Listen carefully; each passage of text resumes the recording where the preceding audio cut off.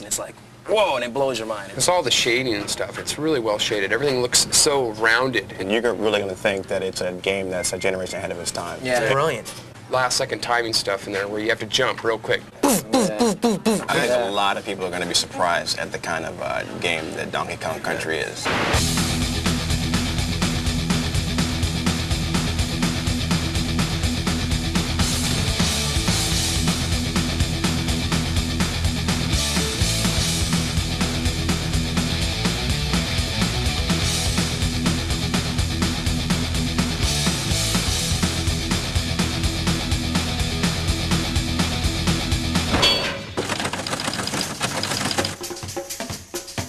Here we are today on our way to Redmond, Washington to take an exclusive insider's look at Nintendo's new revolutionary yet unreleased game, Donkey Kong Country. Where do they get a load of us? Guys, we finally made it. Nintendo of America, the fortress. Let's find out what Donkey Kong Country is all about. Let's go inside. Let's do it. Hey, it's Ken Lobb, development manager. Hey, man, how's it going? Donkey Kong Country, how you doing? Ken, what is the deal with this here? Yeah, we get a lot of letters, and they like to put pretty pictures on the front of the envelopes, so we'll, like, stick it on the wall, you know? So, Ken... You want a banana? No thanks. Ken, I want in on this Donkey Kong Country thing. I want in. I want on the inside. I don't know. Ken, me and you, pal, we go back a long way? Come on. What do you think? Old time's sake? Okay, I'll take you to the treehouse. The treehouse? God, I hope there's no climbing involved. Here it is. What's the password? Diddy. Password? Diddy? Yeah!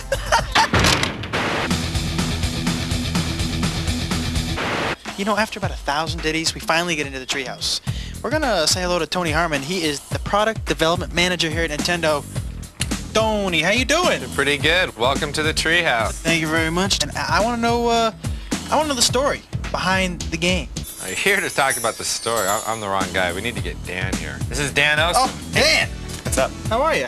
Pretty good. Good, Dan. I want to know something about this story.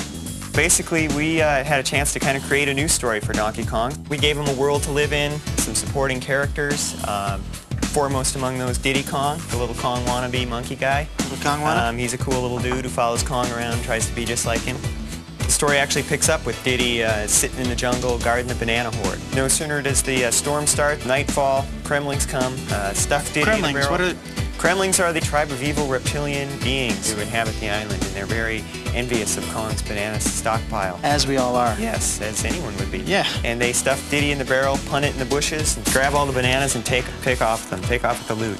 Donkey wakes up and... Next day, Kong wakes up, where's my bananas? He goes out to find him. Rescue his little buddy, find out where he is. But Kong's angry, he's got his little buddy back, but he needs his bananas. So we get the Kremlins, we got Diddy, and we get the big fella. Tony, did you have a favorite character? Are there more characters in this? There's a lot of characters. I like the whole Kong family. We got Cranky. Cranky's the star of the original Donkey Kong game. Still alive, is he? Dad or grandfather played that game. Wow.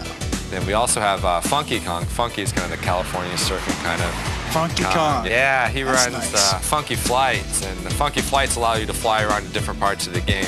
We also got Candy Kong. Candy Kong is Donkey Kong's love interest. Okay, good.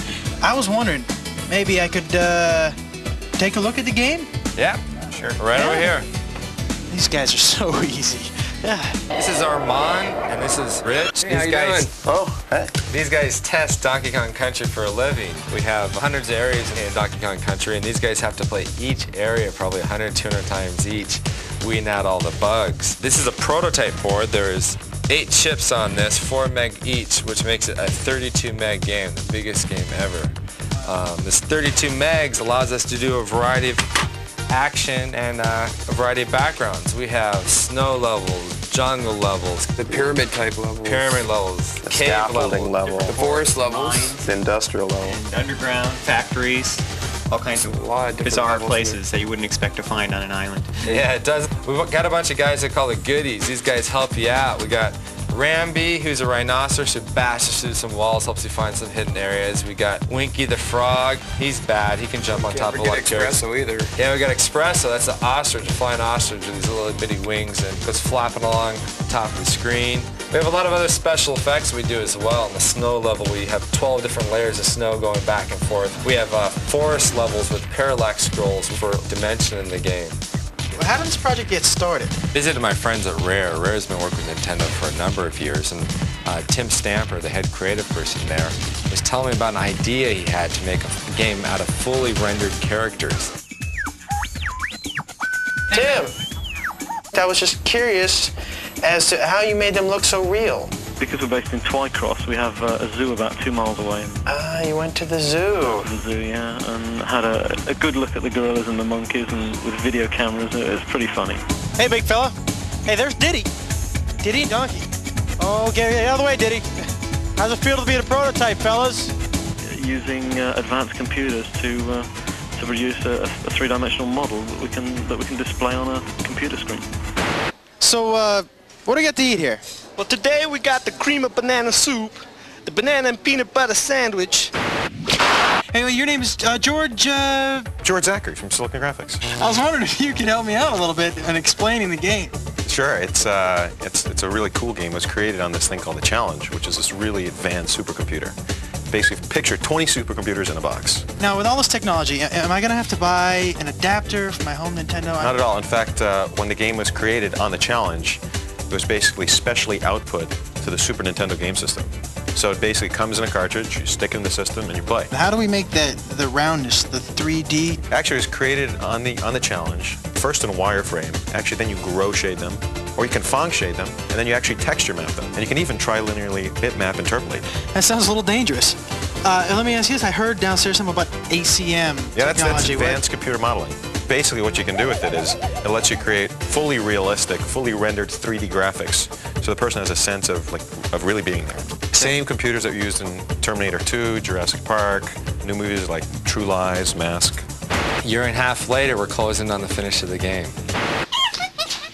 All right, here we are. We're about to talk to two guys who play this game 24 hours a day, 7 days a week.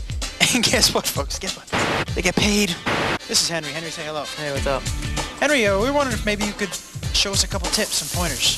Yeah, sure, no problem. That'd be great. Okay, well, this is the first level, and this is Donkey Kong's treehouse, and that's where we got our name from. And there's a banana arrow on top of the trees when you first start. Donkey Kong can drop down there, and he can knock the keg out of the floor, and he can roll it up against the wall and bounce back and ride it. Ah. And Donkey Kong will just cruise straight through the first part of this stage, and it's a good way to get people started off. You can just bowl over some of the tougher enemies that might have gave him a problem. Right. Yeah, hey, you hungry? You want a banana?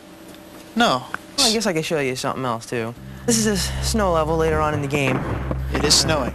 Donkey Kong can now ride thin barrels and shoot out. And this one part here is a series of barrels, and if you can navigate it properly, almost perfect, and not miss anything, you can score a bunch of free men at the end of the level. Bunch of free men, not just one. Yep, a bunch. A blue balloon comes up, and Donkey Kong can grab it. There it This is. is very hard? It's tough. You got to get it down perfect. And Wow, so you got a bunch of free men. Let's go talk to Isaac. This is Isaac. Isaac, say hello. Hello. Isaac, I was wondering maybe you could show us a couple more pointers. Possible? Yeah, I can do that. No problem. These guys are great. All right. What do we got? We got more snow. Yeah, we have more snow here. Okay.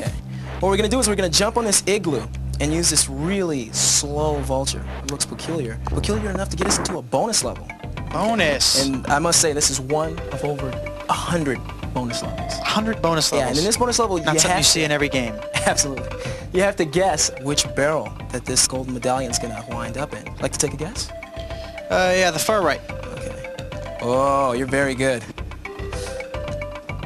Very good. Okay, the second tip I'm going to show you, it involves our little friend Diddy. Diddy. Yeah, Diddy's the cool guy. You walk over to this little thing here, you jump on top of it, you're gonna grab that rope, let the rope take you over, jump right on top of that little stump in the ground, pick up the TNT, walk over to this oil can, blow it up, and fall right into another bonus level. Now what you want to do in this bonus level is jump out of this canister here, out of this little can, and grab the balloon. So we have some pointers now. Good thing you came with us, because you learned some things today that, boy, you're not going to learn just anywhere else. You thought it was going to be a waste of your time, didn't you?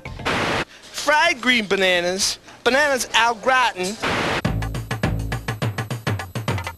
Video game music should draw you into the game. In Donkey Kong Country, we had graphics that were way beyond anything else that's ever been done. We were also hoping to get some music better than anything that's ever been done. This music, for example, is very upbeat, fits with the jungle. It's an early level. The level's not very hard. The music is kind of nice. Okay, now here we have the music that goes with the water level. Now in this level, you've just finished a really, really hard level in the game. We use this music and this fairly easy level as kind of a reward. because the music is so good, we're putting this music on a CD. You know, something that's big in Japan for many, many years is game music on CD. Hasn't been a big hit in America because maybe the music hasn't been quite up to what you hear on the radio is every daytime. You're kind of losing it, dude. We got massive Smurfs attacking him on the scaffold level. What are the big blue buff? Well, the reason why I like them is because, for one, they're big, they're blue, and they're buff. Well, and then when you hit them, they kind of bounce. The morphing rocks. The Those morphing guys are rocks. so cool, man. You touch these barrels and the lights turn on and off. And these rock guys are just kind of rolled up.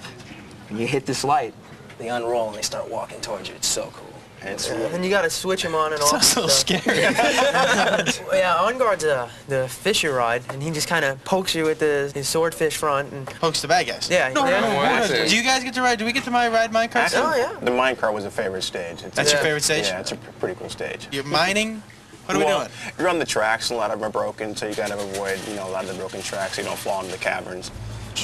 When we put this out, what do you think your friends are going to think about this game? Well, I don't think really you have to tell them all that much. Once they see the pictures, it's going to be like, you have to have it, you know it, get it. It's one of those games you don't get bored with. You know, I've played it probably 100 times, over 100 times now, and I'm still getting better. I'm still getting better in stages. There's certain stages I can improve on and keep getting better.